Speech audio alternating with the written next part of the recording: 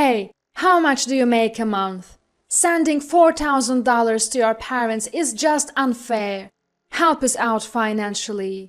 I'm married now, so I have no obligation to that household anymore. If you need help, look elsewhere. What? You got married looking like that? The same slob who always wore sweats? You're lying. I was boiling with rage at Jane's crude laughter. Let's rewind a few months. This was when I was still living at home. My name is Diane. After graduating from college, I started working from home, so there was no need to move out. Life was peaceful until it was abruptly disrupted. My brother Brian and his wife Jane moved into our family home. Apparently, they were struggling financially and thought they could save on rent by living with us. Brian had a job, but it was clear why they were broke: Jane's extravagant spending. Jane always wore fancy clothes and expensive jewelry. It was obvious that Brian's income alone couldn't sustain their lifestyle. I don't mind them moving in. I had lived with Brian until he graduated from college. Jane was the outsider, but she was now family, being Brian's wife. I had no intention of refusing to live with them, but they seemed to feel differently. It started when Jane mocked my casual work-from-home attire, calling it so unfashionable. I was shocked to hear such a thing from a family member and could only respond with, "What?" Our parents looked stunned, but Brian chuckled and said, "Leave her alone. Diane's just a jobless slob who's given up on being a woman." Brian knew I worked from home, but from that moment on, he started calling me jobless. Jane would always make snide remarks like, "You have such an ugly face. Is being a shut-in fun?" At first, my parents defended me, but they gradually started to agree with Brian, saying things like, "Diane should really start becoming independent." I felt like the whole house was against me, and just when I thought of leaving, an incident occurred. Out of the blue, Jane confronted me, saying, "Enough is enough." I was having a late breakfast in the dining room and wondered what was going on. Both my parents and Brian were there, and it turned into a commotion. In the midst of it, Jane pointed at me and shouted, "Diane, you are stealing my jewelry, aren't you?" I had no idea what she was talking about. "I haven't done anything like that," I defended myself. "Then why was this found in your closet?" she retorted, showing off a sparkling necklace. "You went through my closet without permission?" I asked, visibly irritated. Ignoring me, Jane said, "Everyone, come and see for yourselves," and led the way into my room. Rushing after Jane, who had left breakfast abruptly, I found her pulling out a box from the depths of my closet. A box I'd never seen before.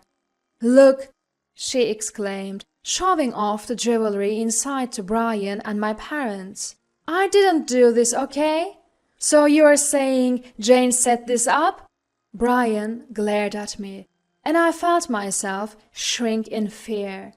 Despite my innocence, neither my parents nor Brian, who had been looking down on me lately, would listen.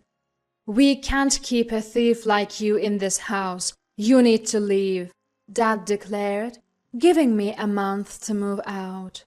No matter how much I pleaded my innocence, my family only looked at me with cold eyes. There's no one in this family who will take my side anymore.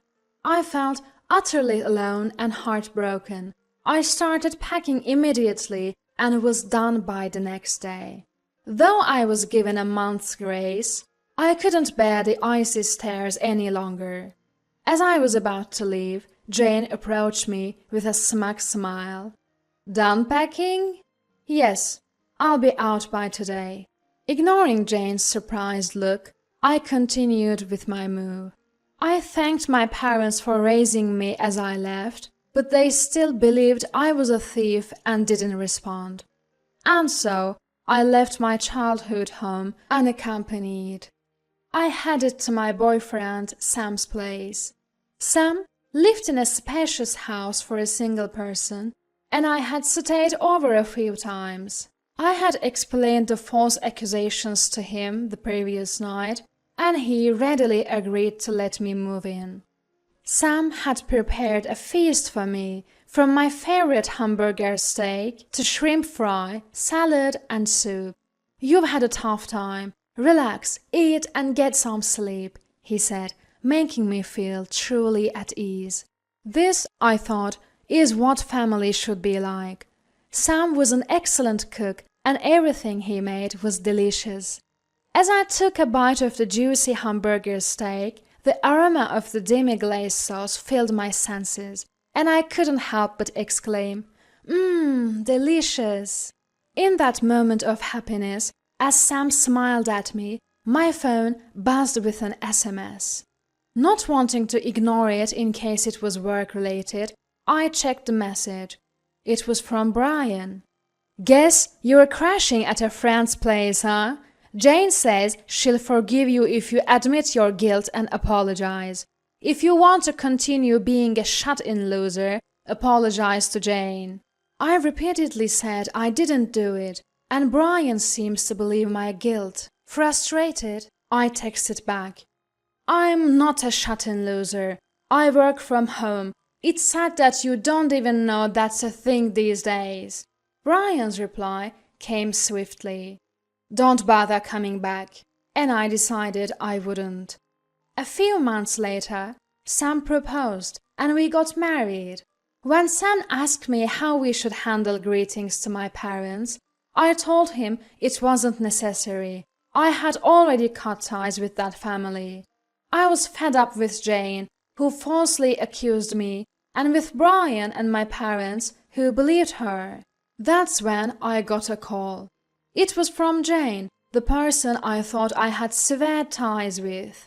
"Listen, if you were giving money to our household, you should have said something. We are in a real mess right now."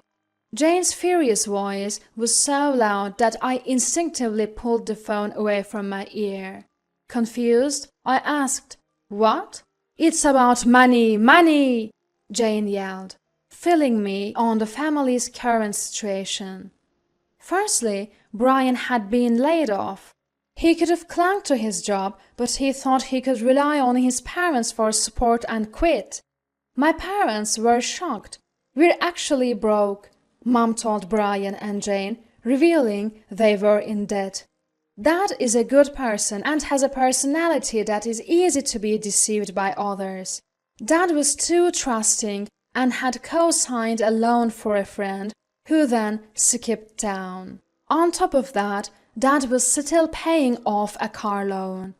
When I was living at home, I used to give them about $4,000 a month, which was barely enough for them to get by. Now, they had no one to rely on, and Brian couldn't go back to his job. Desperate and furious, Jane was calling me to ask for help. "You're making how much a month? It's unfair that you give $4,000. Just help us out." I was stunned by the mess at my former home, but I had no intention of helping. "I'm married now, so I have no obligation to that household anymore. If you need help, look elsewhere," I said. After a few seconds, Jane burst into laughter. "Haha, you got married? With that face? You slab who always wore sweats. You're lying." "It's not a lie. I'm married." "Who would marry someone as ugly as you?" I was boiling with rage at Jane's crude laughter when Sam walked in. Just when I was about to hang up the phone, Sam shows up. "Lend me your phone," he said. I handed it over, and Sam spoke into it. "This is Sam, Diane's husband. I've heard everything you've been yelling. Diane is not ugly. I find her adorable, and above all, she has a beautiful heart. I think people who speak ill of others, like you, are the ones with tainted and ugly hearts." Jane was making a fuss on the other end, but Sam casually hung up. "Thank you," I said. "I couldn't let her get away with it," Sam replied, smiling shyly. Not being a tech-savvy, I didn't know how to block numbers. Sam taught me, and I promptly blocked Brian, my parents, and Jane. Of course, I blocked their messages too. I thought I was finally free from that family, but it wasn't that simple. Our new home, Sam's place, was within walking distance from my parents' house. One day, while Sam was at work, Brian, my parents, and Jane all showed up at our doorstep.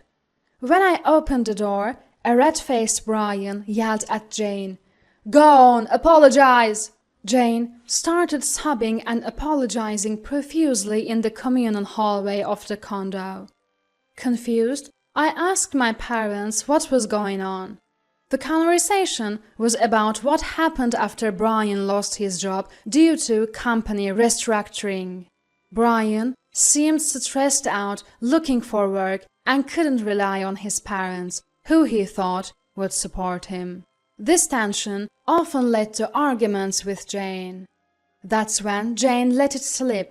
"I didn't lie just to kick that freeloader out."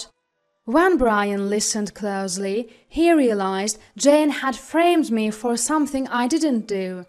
Apparently, Jane felt the house was too small and thought she'd get her own room if I were gone. Brian was furious at Jane for trying to kick me out, their financial support. The parents were angry too, saying it had gone too far. I felt sorry for Jane as she kept apologizing, tears streaming down her face. I glared at Mom when she said, "Just forgive her already." "I don't intend to forgive anyone. Why are you, Brian, Dad, and Mom acting like it's none of your business? If you had believed me when Jane set me up, none of this would have happened." "Well, none of us would have doubted you if Jane hadn't done something so stupid," Brian retorted, visibly irritated. I could only sigh. "What you, Brian, Dad, and Mom did to me isn't just that. Brian, you and Jane always made fun of me.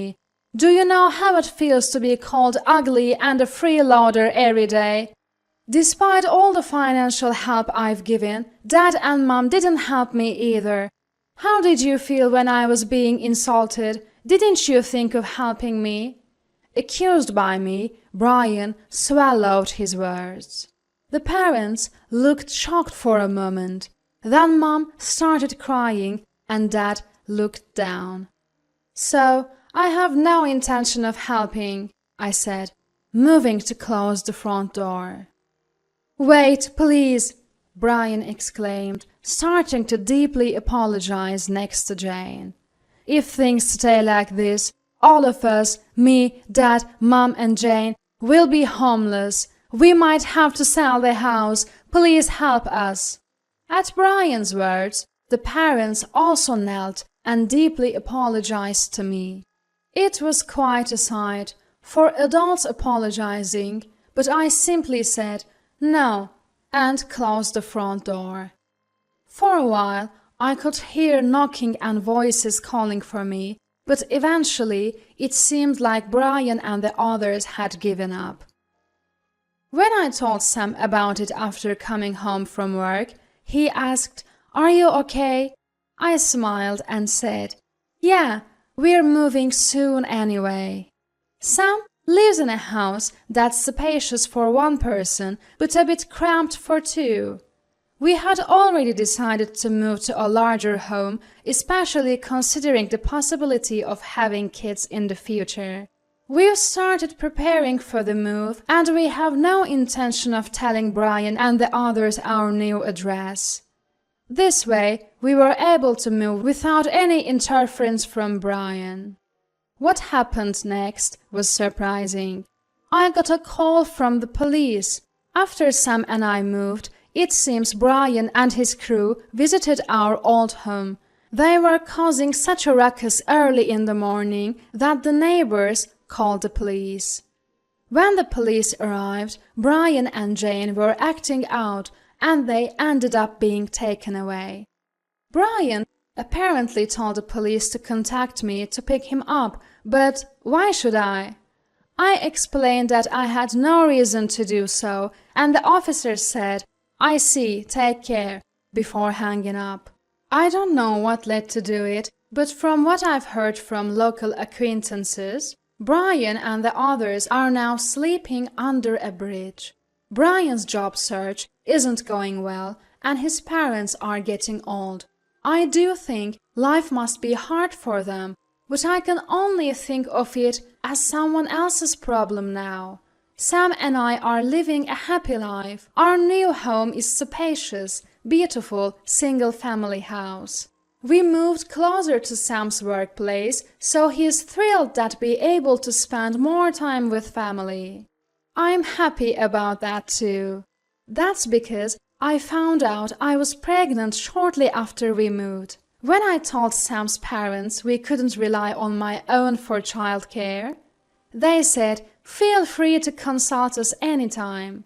And Sam assures me, "Don't worry, I'll take paternity leave and help with raising the child. I can't wait for the baby to be born." You're getting ahead of yourself. I can't help but chuckle at Sam, who's eagerly awaiting our baby. I might have lost my blood-related family, but from now on, I want to cherish my real family.